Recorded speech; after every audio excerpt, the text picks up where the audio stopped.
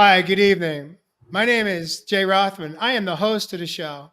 On last week's episode, You know, we work on the seasons just as nature, my brothers and sisters. There's somewhere along the line that we seem to have got disconnected to that beautiful thing out there called Mother Nature. With my journey and really understanding how those laws work and working in those seasons and cycles, that has helped me with not only the cycles of time, but of my cycles of growth. Being able to let go of the old version, being able to let go of the old habits, the old behaviors, the old mindset, the attitudes that no longer exist in the new person that I've become, of the nature within. Because it is not about who we were, brothers and sisters. It's about who we are today.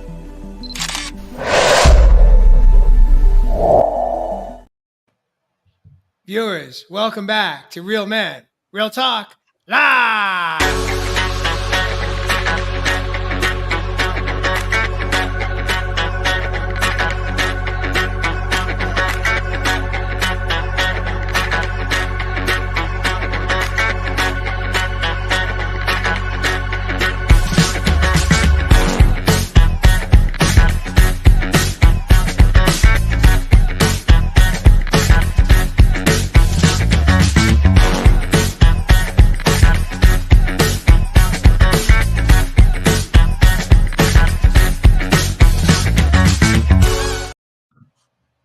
Welcome back, viewers, this evening. Again, my name is Jay Rothman. I am the host of the show. Welcome back to Real Men, Real Talk Live. I want to just take a moment here to introduce my co-host coming in this evening from the man of the land from down under, Evis Love. Welcome back. As always, brothers, thank you, thank you, thank you. We have Danny Morley coming in from SoCal, somewhere almost real close to the ocean there, I believe down in the San Diego area. Welcome back, Danny Morley. Thank you very much for having me back. I believe this is your third time joining us on set in the studio. So welcome home one more time. And of course, we have Chris Newman Jr. joining us from the Carolinas on the east coast of the US of A. Some of you may recognize him. Or just a couple of moonrisers ago that I was had the microphone pointed at me, and Danny did an absolutely beautiful job of interviewing me and challenging me in my own life story, my own life journey. But Chris Newman, welcome to Real Men, Real Talk Live this evening. Thanks for having me, guys. And so tonight's episode is 176, and the topic is Boys in the Hood to Manhood. And this is a topic we talked about in a production meeting just a couple of 24 hours or so or less ago. And so I'm excited to jump into tonight's topic. Viewers, if you should hear something you like or love, we invite you to drop a comment in, ask any questions, share it out with your friends and family. Perhaps tonight's topic will be one that could inspire someone in your life to take a step in a different direction that perhaps they've been living their life. But since you're on the top shelf with me this evening, I'm going to invite you to kick us off, get us hot, light us up, and get the show going. Boys in the Hood to Manhood. What does this mean for you tonight? Beautiful, brothers. And again, just opening up that introduction to invite and thank our brothers and sisters coming in from Masters of Self University again. And we're always really happy to have you guys on deck. And we're looking forward to diving in deep with obviously Chris and Denny once again tonight. So we're talking about Boys in the Hood to Manhood tonight, my brothers and sisters. And look, 100 and plus shows. How many, Jay the Rothman? 176. He picked me up for that yesterday. So, yeah, we're so many shows in deep, and there's been many shows that we've talked a little bit about, obviously, this manhood and going into this divine masculine, which really on the collective at the moment is still an important topic. And I really don't think there's too many times that we can talk about this particular subject. Now, I'm very fortunate to help many men on their journey and really being able to navigate through some of these layers that are being shed and shred through many men within their lives. You know, one thing that I've really started to see is, you know, men not being very comfortable being in their own skin, their own space. A lot of men still looking on the outside world for the answers. And this can be obviously a collection of things that have come from the past, as we'll talk about tonight as well. When we think about, growing up as the child, particularly as the male, we've got to think about, were we in the care of a particular role model that was helping us navigate into the world with healthy behaviors, with healthy patterns, with healthy ways of life and traits that allowed us to come into our manhood and being able to navigate with purpose, with vision, with clarity, with confidence, brothers. But as we're seeing out in the collective and with the massive still emasculation program that's going on out there, what we're still seeing are a lot of brothers that are isolating themselves. Now, I'm totally saying that it's not good for all men to be able to be comfortable in the alone space, but it is essential somewhere along the journey that a brother needs to be in solitude to really seek and really be able to activate and embrace the answers that are within. So even in my journey, and I've shared it over those 174 shows deep, my brothers and sisters, I didn't have that role model. I was very, very disturbed and confused about the masculine energy and really didn't trust it. And I didn't even trust myself. So I had to do a lot of work. I had to do a lot of work, not only with that masculine energy, but then being able to respect and trust the feminine energy also. So really, when we actually see at the end of the day, my brothers and sisters, this is a balance of that divine feminine and the sacred masculine energy within each and all of us. But biologically, we do all have particular different hormones. We have different, obviously, parts and pieces. But when we start to really navigate through those deeper layers that, like I talked about at the intro, we can bring to the surface and being able to shred and shed from our being, we then walk into the true masculine from heart space, as opposed from being stuck up in here. So look, I'm going to pass it over to one of our brothers, and I'm looking forward to diving in deep and hopefully sharing a little bit more where we can provide our brothers out there with some tips, tools, and tricks. What do you reckon, Denny? You want to piggyback on the back of that, brother? Sure. I mean, first thing you mentioned there was isolation, right? And we've got isolation can be seen in two different ways. We can be in isolation and be absolutely hating it. We can be fearful. We can be resisting it. We can be not even consciously choosing to go into isolation and kind of unconsciously isolating ourselves, creating distance. Or, as you mentioned, that word solitude. It's very different being isolated, being on your own, and then being in solitude. Solitude is amazing. Spending that time alone, getting to know yourself, really spending that time within yourself. Solitude is fantastic. But as you mentioned, we have to get out of this thing and be able to get into this thing. Because solitude, when we're trapped in our mind and we're in fear, you're not going to find it.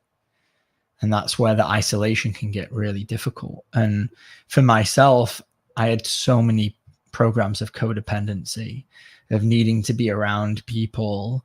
I always thought I was very extroverted because I always wanted to be around people. And the more and more I've healed, the more I've realized, no, I just wanted to be around people because I was afraid of being alone. I was afraid to be in solitude because it wouldn't be solitude, it would be isolation. And so that word isolation, it's great, cool. What energy are we coming from here? Are we looking forward to this isolation?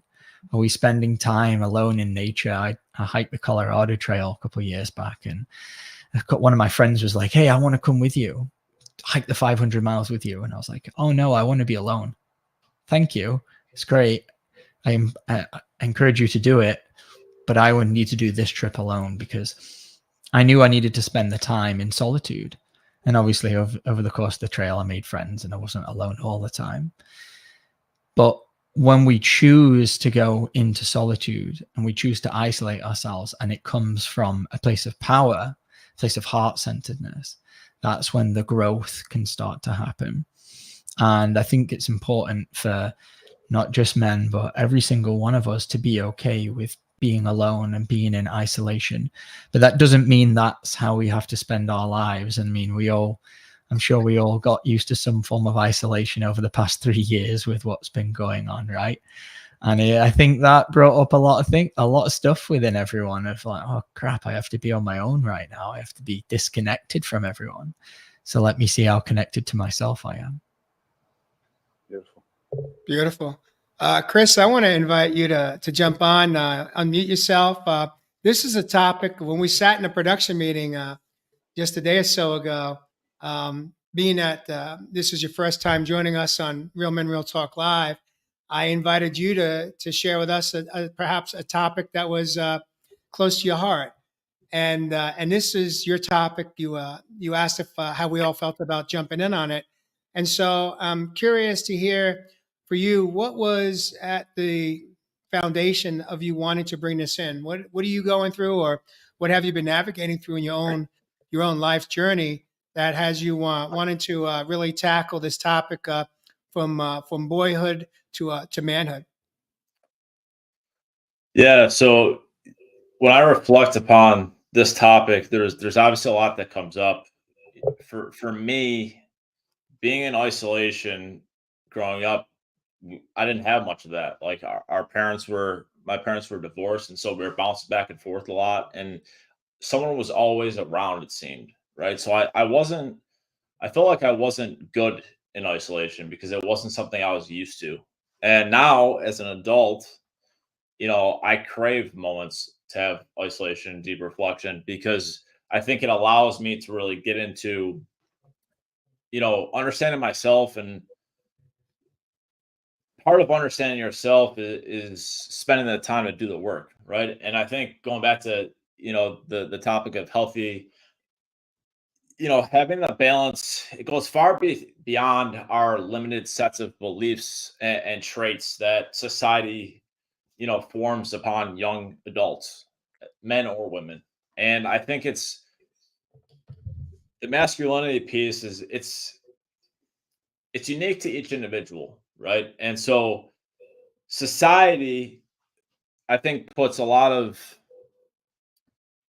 negative, beliefs on things like humility, empathy, vulnerability. And I think real men allow themselves to experience the full spectrum of life and emotions without hiding how they feel and who they really are. And I think at the end of the day, a real man, right, is someone that is able to speak and live their truth. And so for me, the journey from even young adulthood to manhood now is understanding what makes me go, what my purpose is, what I'm passionate about. And I think navigating that and understanding that from a young adult age to now a man has been a beautiful journey for me.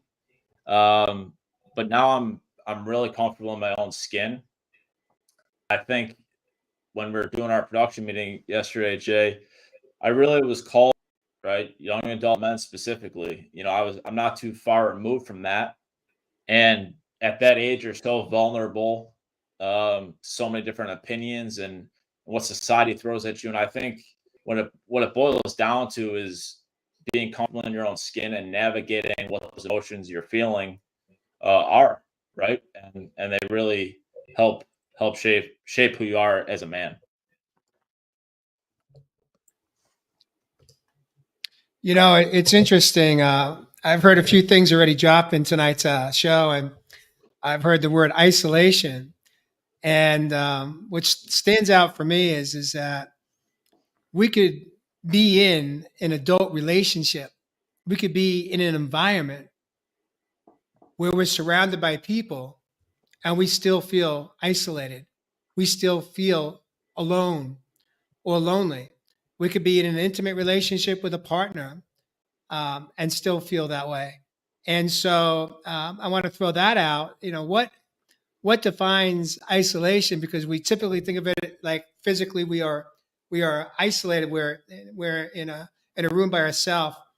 But I can tell you, gentlemen, that for many years in my own life, I was surrounded by people It could be corporate events, it could be social events, it could be intimate relationships. And many times I felt very isolated. I felt very alone. I'm curious, Danny, from your perspective, what do you think is at the root of that? Why, as men, can we be literally, we could be in work, we could be in an office space, we could be on a construction site, we could be anywhere doing what we do, careers in life. And yet, even in that environment, we may feel very alone, lonely, isolated. What do you think is at the root of that? Yeah, well, it starts with that moment when you're a kid and you fall over and you start crying, and someone says, "Oh, come on, boys don't cry. Come on." From that moment, you learn that my emotions are not okay. They're not safe. They're not accepted. That it's not okay for me to display this emotion, this sadness, this energy which I'm feeling right now. That's not okay. Society doesn't accept that because I am a boy. So I learn at a very young age, and this is culturally, it's passed on through school, it's passed on through the media, it's passed on through the parents, which they learn the same thing, that this is how a boy should be. Cold, hard, emotionless. And the only emotion you're allowed to feel is anger. And that's okay. So what that leads to down the line is, well, I'm completely disconnected from feeling what I'm feeling. So when I disconnect, when I close my heart to my life experience for all the bad things, the things we can put in maybe the pain category, sadness, grief, any amount of shame or discomfort or any dis-ease, anything like that that we don't like to feel. When we stop feeling all those things, we close ourselves off from the connection, the joy, the wonder, the awe, the beauty of life. And so it starts at a very young age. We learn to close and we disconnect from ourselves. We disconnect from anything pretty much. The only thing we're kind of really programmed to connect with is violence. I mean, you look at a child that, you know, boys, it's armies, it's having guns. For me, everything was a weapon when I was a kid. It was either a gun or a sword or something. Every stick that I found, it was some way to display violence, and that's programmed in. That's not innate to a boy. That's a program. That's something that we absorb. Every war movie we watch, everything is all about violence and how violent men are. And so the only thing that we can connect to is disconnection, is objectifying things, is separation. And so when that's programmed into us from a very young age, and then we go into the workspace, or we're, you know, just hanging out with our partner or whatever, we're closed. And this is the work, is to go back through and learn how to open back up, to allow yourself to feel all the different vibrations of life from a place of love, from a place of power. And that's a process, and it doesn't happen in a day, a month, a week. It takes dedication, devotion, willingness, day in, day out. It normally takes years. And the more that we allow ourselves to feel the full spectrum of life, if we imagine like a 0 to a 10, if I don't allow myself to feel a 2, then how am I supposed to allow myself to feel a 10? So it starts with just allowing ourselves to feel the emotions. And if we could be taught that from a very young age, and we had enlightened parents, of course, that could teach us all of this, then, you know, we would be able to show up and connect to others from a place of divinity instead of through our wounding. Beautiful. I want to bring something up on the screen. Michael Peters, who actually is a resident of Sedona. Well, he's actually since moved to the Cottonwood area, but welcome back, Michael Peters. I want to share, this is a man who actually in this moment is showing up as a real man. He's showing vulnerability. And it takes courage for us to express our truth. And so I want to bring this up. I've asked you to piggyback off of what Michael says here. He says, to me, it wasn't that anger was the only acceptable feeling, being a male. It was strong. Males have to be strong. In fact, for me, anger was something I was told I was not to show either. What do you make of that, Ev? Yeah, beautiful, Michael. And you hit on the head, brother. And I want to piggyback on what Denny brought up a couple of times beautifully as well. And that is a powerful emotion that we call anger. You know, when you talk about strong too there, brother, before I get into the world of anger, we've got to think, really, what does strong mean to you, brother? Okay, what does strong mean to my brothers out there, and to you, Divine Feminine? But to my brothers, I'm talking to you, what does strong mean? Is it physical? Or is it more stable? Is it around security? Is it around stability? You see, they're traits of the healthy masculine. There's nothing to do with biology, although you go back into evolutionary terms. And if you didn't have some sort of physicality, brothers, you could easily be going down the totem pole, so to speak. So there is a side of our brothers where the physical nature is a part of who we are. But as I always want to say again, when I think of strength, I'm thinking of that stability, that security, and that safety. It's like the safe container of a divine feminine energy, which is like a riverbed. It's a great metaphor I always use. You think if that river, that water, didn't have a riverbed safe container and stable container, what happens to the water? It's chaos. It goes everywhere. So we become a safety container by showing strength within our life. Now, what I want to talk about with anger is it's moving emotion. It's an action emotion. The problem with anger, as we've talked about in many, many shows, is when it becomes an aggressive emotion. That's where the toxic, if you want to call it that, or the unhealthy masculine may then take over. But if we look in any grief, if we look in any sadness, anger is the first emotion that we are actually expressing ourselves. So naturally, as the masculine energy, it has been our go-to. Yes, like Denny was saying, there's a lot of programming a part of that. But men are emotional. And funnily enough, on a lot of studies, my brothers and sisters, men have actually been shown to be more emotional than some women. So what we've got to understand is, how do we move anger, and how do we move it freely and safe without hurting anyone, and most importantly, yourself.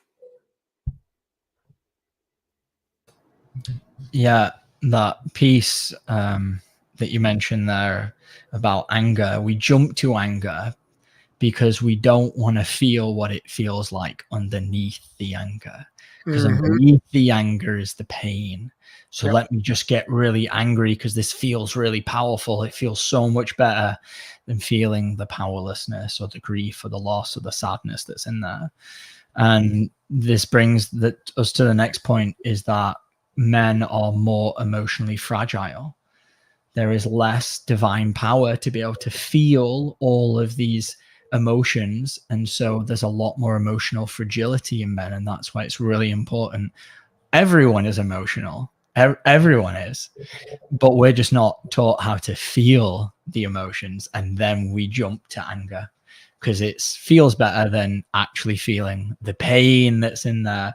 Because that, I mean, this is what I've been working through this last 2 weeks, is like some deeper stuff's been coming up and the anger's been showing up, and like, oh, I've got to deal with this now because clearly there's something under here that I don't want to feel right now because it freaking sucks. You got it, Danny. What you just said is really the key, the gateway, the portal, is that as soon as you have awareness that in that moment you've been triggered or you're angry and that's what's bubbling up to the surface, if we as men could get into the practice or the habit of literally pausing, putting ourselves in a moment of timeout before we just release it, and we just spew it all over and just hit anything and everything that's right in front of us, to ask oneself, what is really underneath this anger? I've been working diligently for the last few years in my own journey. When I have been triggered, or when I have been activated, or the anger bubbles up, I'm getting into the practice of asking myself just that question: what am I feeling? What is underneath the anger? And I could tell you, for me, it's usually sadness. It's feeling disappointment at times, feeling not understood at times, feeling unsafe.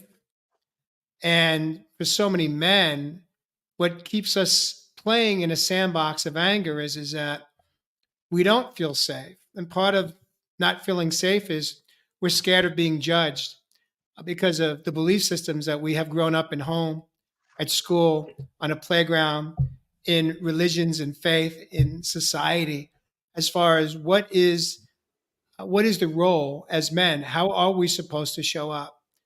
And this is where it gets slippery. And I could tell you, for me personally, the greatest experience I've had over the past many years of my life is really tapping into finding a balance of both the healthy masculine and a healthy feminine divine energy within. And so, what I'd like to do is kind of switch gears here and invite Chris, from your perspective, to break down what do you think is the difference between healthy masculinity and toxic masculinity, because there is a difference, and I'm just curious where you're at in navigating through this. As I think many of our viewers would probably like to get a greater understanding of that. And then we could also dive in thereafter. What is the difference between healthy masculine divine energy and the feminine divine energy? We don't have to be a man or a female to have that experience. It's not solo. We have both, as Ev said in his opening, both the balance of masculine and feminine energy within. But out of the gate, Chris, from your perspective, what is the difference between the healthy and the unhealthy masculine energy? Yeah, I think first when I think of healthy energy, first thing that comes to mind is I think you have to experience the toxic masculinity before you can understand the healthy. Um, at least for me. And I want to piggyback Danny just a moment of understanding the gender norms of society, right? And when we talk about healthy masculinity, I think the biggest challenge for people, at least for me, was understanding and feeling like the meaninglessness. And for me personally, it was the feeling of not being significant or having no true value. And that's a toxic place to be. But to recognize that, you have to feel that. And struggling with a sense of meaninglessness is a common issue with many people. Um, there's a significant, I believe, association between meaninglessness and mental illness. And we're programmed as young children and young adults that we need to be tough, right? As Danny mentioned this earlier. So I think the healthy balance comes from being open to the conversation of doing the work within and recognizing where in our lives is that toxic nature showing up. And it's my mind's kind of going in a bunch of directions right now with this because as men, I think we're programmed to fight it. And I think for me personally, as I've gotten older, I've came to an acceptance and a loving nature with it. And I think that's the healthy aspect. So to understand toxic versus healthy, it's you have to go through the toxic stuff. And when you realize one way you're kind of going an uphill battle. And I think when you start to love yourself and you love the shit you're going through, I think it opens up whatever that healthy balance or nature is for you. And that's different for everyone. But the meaninglessness, I think, is a major thing when it comes to being a healthy man, because from young adult age and as children, finding the value in what we bring to the table is really important, but I don't think we know how to find it. What do you make of that, Ev? Beautiful, brother. And thanks for sharing too, Chris. You know, from my experience, look, not only just in my own life, but helping many men on this journey, one thing that I really do sit down with brothers first thing is to, what you just expressed there, is to find meaning. One of the traits of a healthy masculine man is to be seen. He actually feels by accomplishment. So he wants to be seen, whether it's by the beloved, whether it's an accomplishment at work, or whether it may be something he endeavors. When a brother is seen for his doing in the world, because let's remember, masculine is doing, feminine is being. So the physical side and the action of the masculine can be healthy. When does it get unhealthy? I'm not going to say toxic. I'm just going to say unhealthy. It's when the masculine goes into extremities. Put my hand up, man. I'm going in that direction very the same at the moment, where I put too much on my plate. I go 100 miles an hour, and then the extremities, as we can see out in the collective, actually burn a lot of our brothers out. So it's the extreme imbalance of the energies that coexist within each and all of us. Now, one of the biggest workshops that I do, in many of the workshops that I do, is wrapped around values. So what are some of the key values that a healthy masculine desires within his life? Well, I know one for me, man, and that's called respect. I don't care who you are, but if I'm showing respect to you, I want respect back. And for many men, they use that within themselves, self-respect. So how can you respect others when you can't even respect yourself? You're not looking after yourself, you're eating shit, don't do anything for your body, and you're just going through the world with no motivational purpose. So respect is really up there and is really key for a lot of healthy males that I know within their life. Now, that next one is integrity, trust. A healthy man will action by what his words he is using. He doesn't break those agreements that he does with others or with himself. So the integrity lies so dear for a healthy masculine within their world.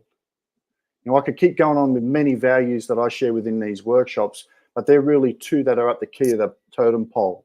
Now, traits to be able to walk into this healthy masculine for me, we said it at the start of the show. The healthy masculine is still. He's patient. Yeah. He's calm.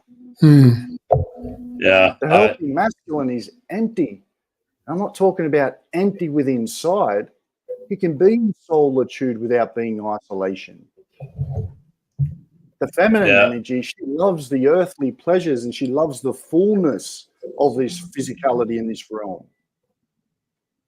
But the healthy masculine doesn't need that. He doesn't need all that stuff within his life. So really being able to learn some of these traits, but like I said, key is to then being able to action them within your life is really the key to walking into this healthy masculine. Sorry, I love that. I really do. I just want to echo the last thing you said is being steady. And I think steady comes from confidence. Confidence is to me, it's confidence is built on evidence of doing something at a high level or accomplishing something, right? Well, how to find meaning in life is by taking action, right? We can't think our way into our life's passions and purposes, right? We have to do, and that doing, right? Each of us have uh, kind of our own path in that regard, right? But I think it's important that when you step into the arena and show up the right way, um, that we take steps towards what we want and remove what we don't, right? A mentor of mine talks often about clearing the windshield. What doesn't serve you? So for me, everything in my life, I am trying to align with the meaning of my life and what I'm passionate about and my true purpose.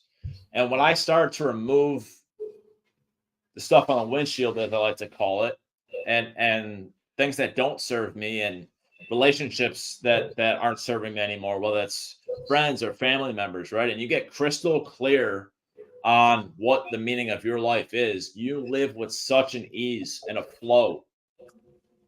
And I think the more we act, right? Act by doing, the more we act, the clearer we become. There you go. Right. And instead of overthinking by constantly concerning ourselves with, will this work, or should I try this, or what if it doesn't work, and they worry about failure, it's going to happen. Right. But I think through that process, we learn, we face the adversity, we go through the challenges, and we figure out what doesn't serve us. Right. If we're stagnant and not exploring growth opportunities in whatever way, shape, or form you're looking for, we'll never be able to see those things. Beautiful. So I think however, I do want to mention it requires consistent effort at it though. Yeah. Right? It's not like for 3 months I'm going to work on myself and then we're just going to fall back in our own habits and programs. Right? It's a continual pursuit. It's a process. I'm a real process person, but I think when it comes to finding meaning and purpose in your life, it's a consistent output. Beautiful. I want to switch gears right here, Chris, real quick. Katrina May, coming in from our sister country up in Canada, just north of the border here. She says, a closed man is a scared one. An open man is the strong one. And that's going to piggyback off of something I want to bring up on a screen right now. I want to, for first and foremost, wish this beautiful angel a very happy birthday this evening as she is celebrating a milestone in her life. And I am just so filled with gratitude that she's in my life. But she says here, this is a pivot for us in the show this evening, because I want to dive into this. What role do women play in BOYZ to Men? Coming from boys in the hood to be embracing manhood. She says, how are we women allowing our men to show up? Are we encouraging them to show their vulnerability, or are we demasculinizing them? What do you make of that, Mr. Danny Morley? Answer that one for Miss Mary Kelly here. Yeah, it's never just all men's responsibility to heal, and it's never just all women's. We all have to do it as one. And women play a role with seeing the divinity in men. And ultimately, though, it is a man's responsibility for him to heal. And that's it. Boom. The first way of oneness is the way of responsibility. When we start taking responsibility for ourselves and stop blaming or waiting for other people to do it for us, if we're constantly waiting for somebody else to do it, it's never going to get done. And this is what Chris was talking about action. So when we can become responsible, that's it. We become responsible for our own growth, our own ascension, our own ability to show up vulnerable with an open heart in power. Then we start to shift. But that also means, like, yeah, of course women can play a part, and the more that a woman doesn't tolerate the unhealthy masculine ways, and when I say that, I don't mean men. I'm talking about unhealthy masculine across everyone within themselves. The more that we all heal, then it creates the collective environment for everyone to grow up as well. And so I would say first, it's always each one of us individual responsibility to grow up, to heal ourselves, to reach the highest level of enlightenment and healing and whatever possible. In doing that, we're able to offer that to everyone and not tolerate when people aren't showing up responsible, or not tolerate when people are showing up toxic. Now, when we're around people and there is toxicity or there's an unhealthiness, if we're taking responsibility for ourselves, then we can quite easily be like, you know what, this isn't okay. And that might mean that every woman on the planet needs to go distance themselves from men, while we as boys, as the title is, grow up. Because women's emotional intelligence is far higher than the average men's. So yeah, I love that, Danny. I love that. I want to jump in real quick and I want to acknowledge here. This is how we can take accountability. Mary follows up in her question by saying, "I was that woman who demasculinized men in her life. I didn't know what I didn't know. I now love the vulnerability." And I think what she's referring to is in my life. I showed up without any awareness in most of my adulthood up until about age 54. Um, my mentor was my father. My father had his own limitations because of his own childhood wounding and experiences that how he was mentored by my grandfather. But my father showed up at times unable to express the true essence of his emotions underneath the frustration or anger, and that's how I got mentored. And I kind of went down the same rabbit hole that my own father did. And I showed up in my adult relationships pretty much expressing frustration and anger were the easiest emotions to show. And why I'm sharing this is that I want to provide hope and inspiration. If you're a man listening for the first time, or if you've been a viewer for some time, here's my truth today: is through my own healing journey of doing the work and having the courage to step in to do the work, I now have a very different relationship with myself, meaning I feel comfortable embracing the balance of the healthy masculine energy as well as the healthy feminine energy within myself. And for me, what that means, gentlemen, is that when I feel sad, I don't hold back. When I feel emotional, sometimes the emotions that come through are not tears of sadness, but they truly have evolved into tears of gratitude. And when I feel it, and I feel, let's say, an emotional connection to whether it be a woman or a man in my life, it may be someone I literally just meet in the moment. And if I see that they're tearing up, I'm right there with them. I tear up, and I feel safe enough with my own self, not worried about being judged by others at all anymore. Once we as men feel comfortable with who we are evolving into, it's less concern about how we will be judged or perceived, and we could truly step into the true essence of strength. Strength is being able to express our feelings through tears, through words spoken, through a hug, through asking for a hug. And in those moments, for the first time in our life as a man, we may feel safe. But it does take a volley. It does take being in relationships with men and women where um, you can feel safe, where they're not demasculinizing you or making you feel unworthy of your emotions or discounting or minimizing or invalidating. How often in our adult relationships, men, are we invalidated for what we just expressed? Has that ever happened to you, Danny? Well, my partner is very much on this path, so I don't think so. But in the past, definitely. Okay. In the past, definitely, 100%, a lot. I'll just piggyback on to what Mary's got to say there too, brothers, because what we've got to understand, overstand as well, is that the feminine energy or the female in that relationship will only go into that particular role if the man allows her to. Now, I want to mean this in a respectful way, okay? Because the healthy masculine is an assertive energy. It's not passive. All right? So it means the female doesn't feel what? She doesn't feel safe. Like I mentioned earlier, the healthy masculine is stable. He's secure. He's safe. He provides that safe container. So she doesn't have to go into that masculine role. When we think then she feels safe, we then say to our sisters that all we need is love. All we need is to be seen. All we need is to be heard. That's all we need. But unfortunately, like I mentioned, if we allow that feminine energy to have to go into that particular role, she'll naturally not feel safe within that relationship.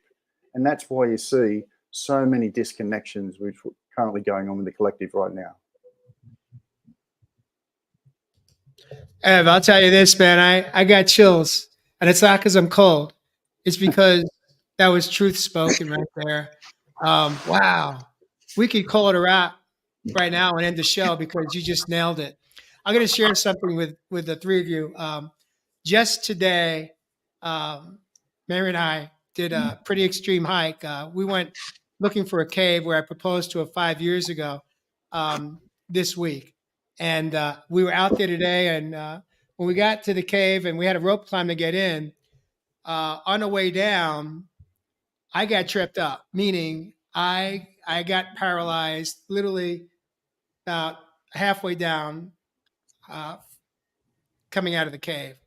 And I felt safe enough where I was able to express, man, I just got tagged with significant anxiety. I just made the announcement. And I made the announcement because I wasn't afraid of being judged.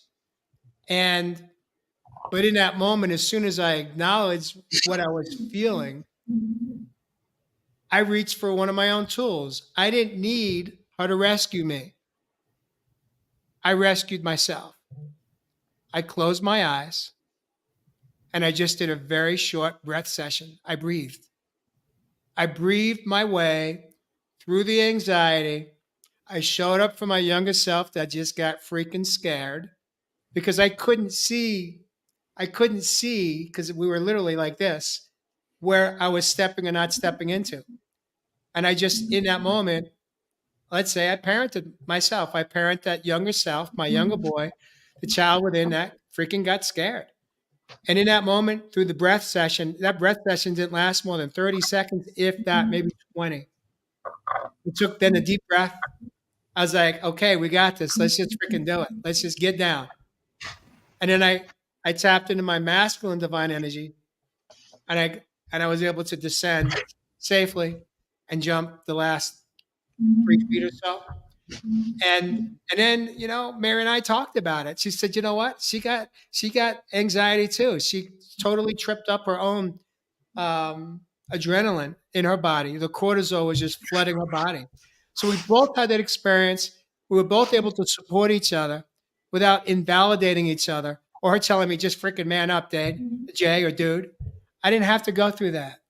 And in that exchange, it's a new way to live as a man. It's a new way to live. And Ev, as you said, it's a new way to love. What do you make of that, Mr. Newman? The last thing you just said was how I want to respond. I think love, right? You're talking about your relationship, and I'll just reference mine when it comes to that, is when you truly love someone and they love you, and you can get to that place of vulnerability and you feel heard, right? And you feel supported and you feel loved the right way.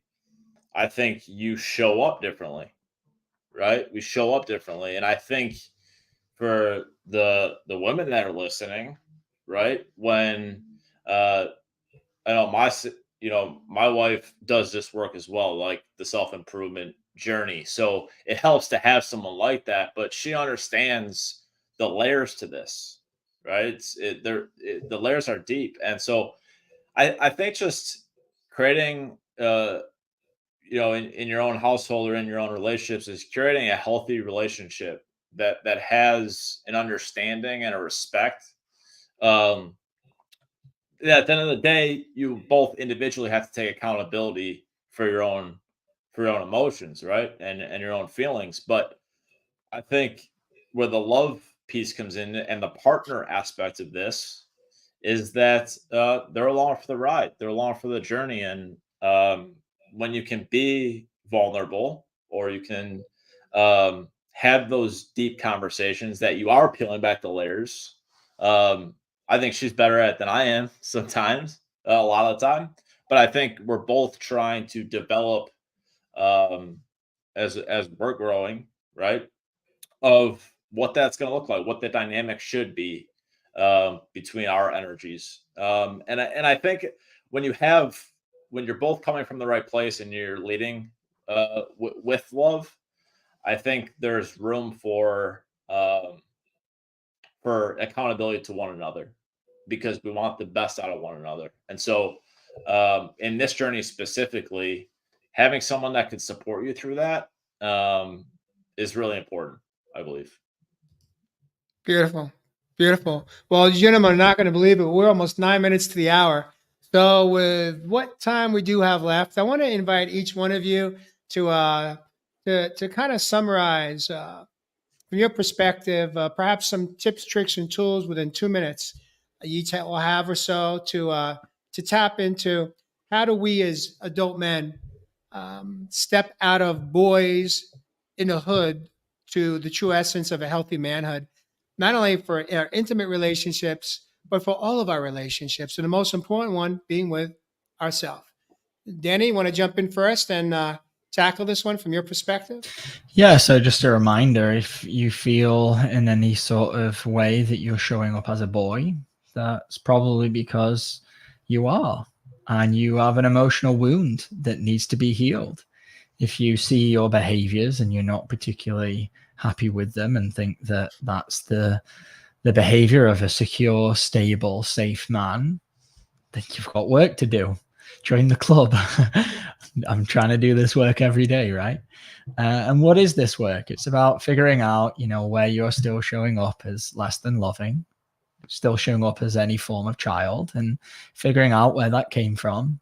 And then, as Chris mentioned, drop into your heart and learn to love it. And when we're able to do that, that's where the transformation happens. It's not rocket science.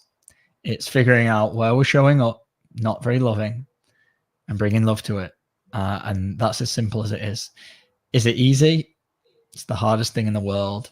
And as soon as our mind gets involved in this journey of getting into our heart, it fucks it all up, messes it all up. So just keep going if you're on the path. And if you've not started, find someone you resonate with and reach out to them for help.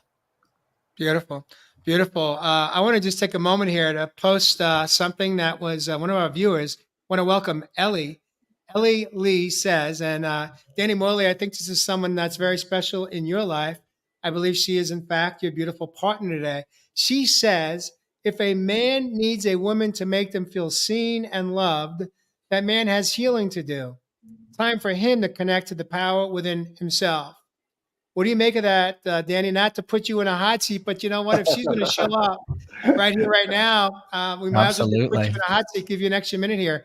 How do you break down what Ellie just said here?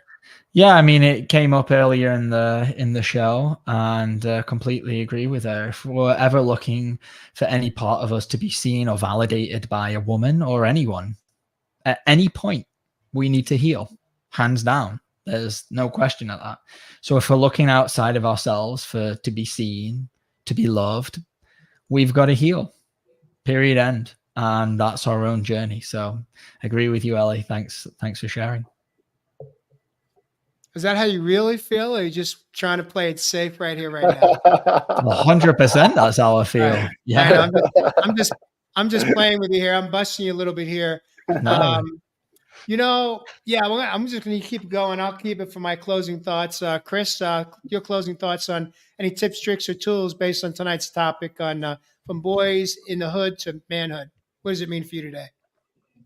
Yeah, I think just as a young adult that's transitioning from boyhood to manhood, it's really ignoring and dismantling, gender norms and what we should be or shouldn't be. I'm not really a big believer in, other people's thoughts and feelings about how I should or shouldn't act or feel, and I think that comes with time. But as a young adult, it's just to really focus on yourself, right? Try to find meaning and what your life's passions and purposes are.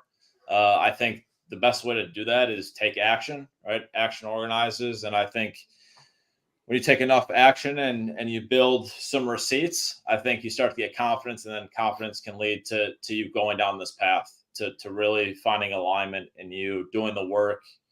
I think one thing leads to another. So it starts with doing the work, though.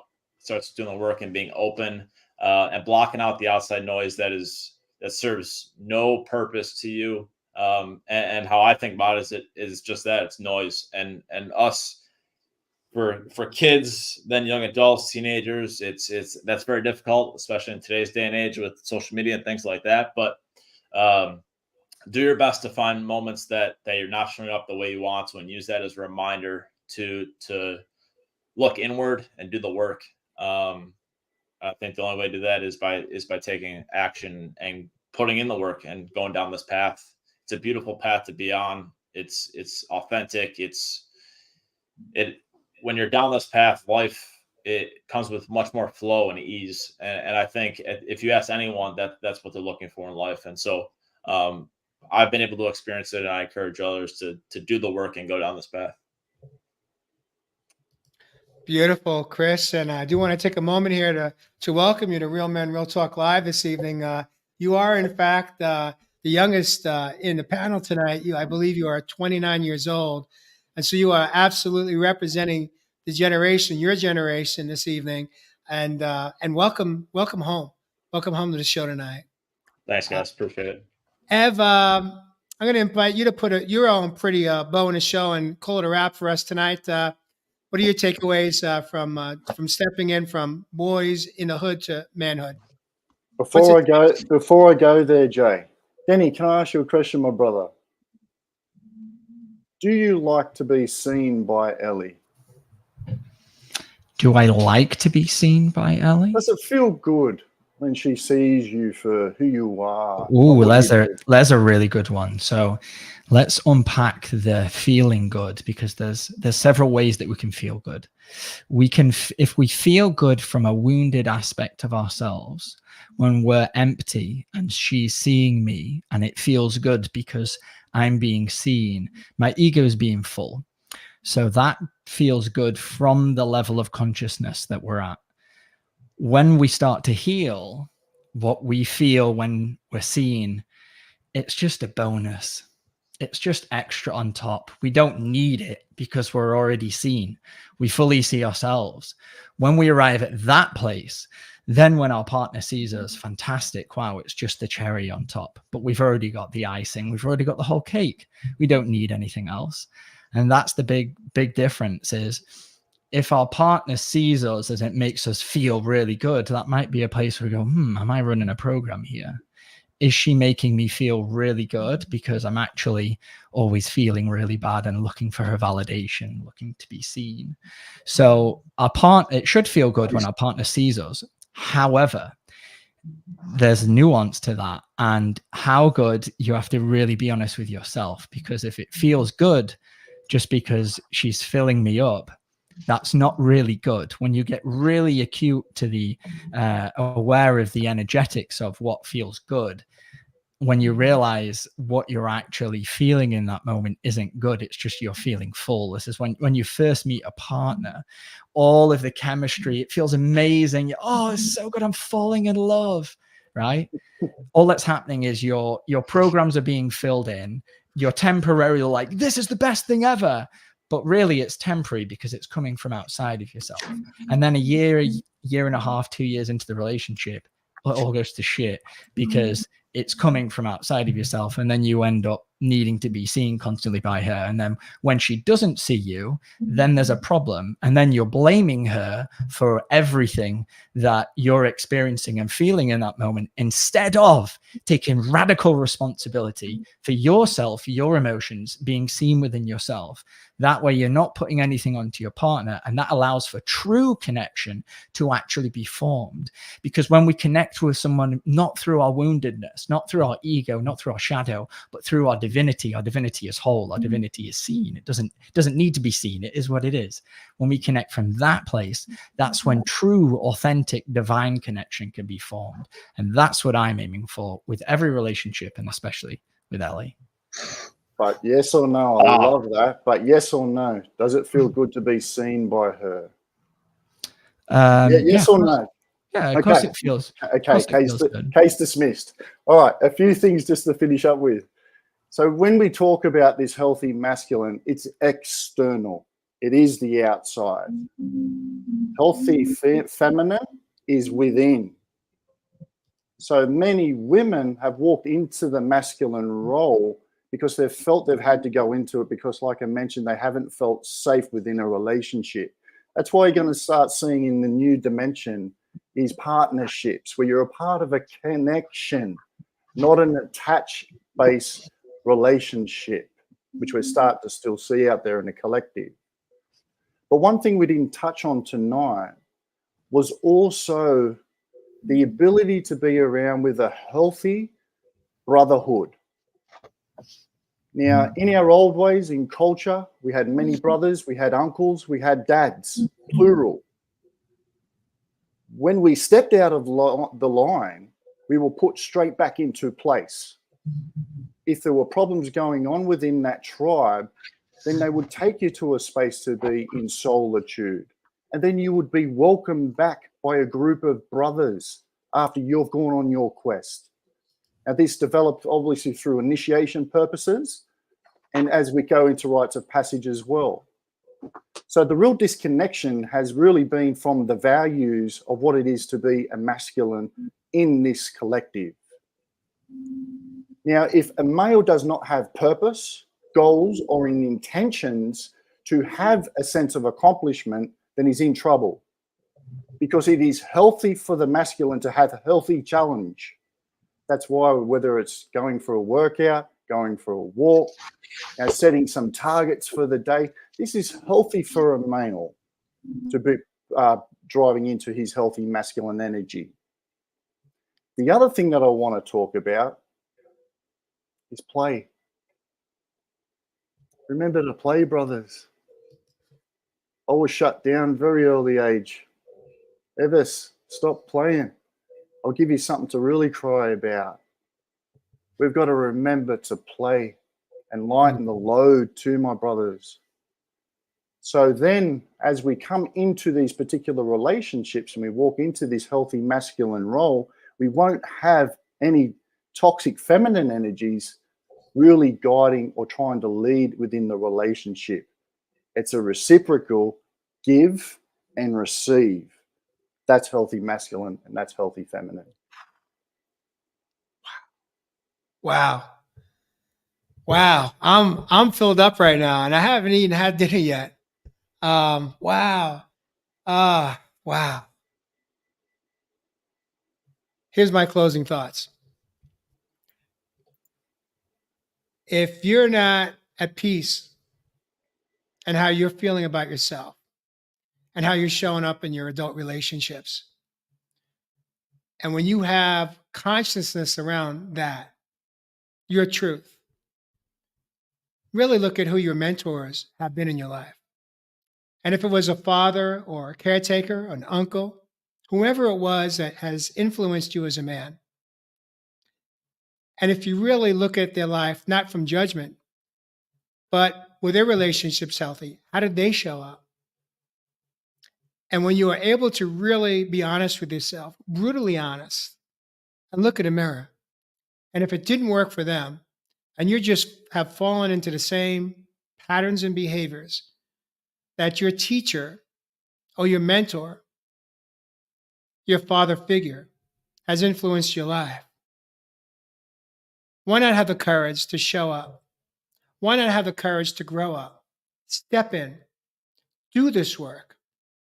Do this work that Chris and Danny and Ev and I have all talked about this evening. Each one of us have been on our own soul-seeking journey to find our way home, to the healthy masculine energy and tapping into the feminine healthy energy within all of us so that we can have the greatest experience in our adulthood as men, to learn how to live, to learn how to love without pain, but instead to live and love with respect and honor, first for ourselves, and then for the other people in our inner circle that are worthy of our time, worthy of our love without pain.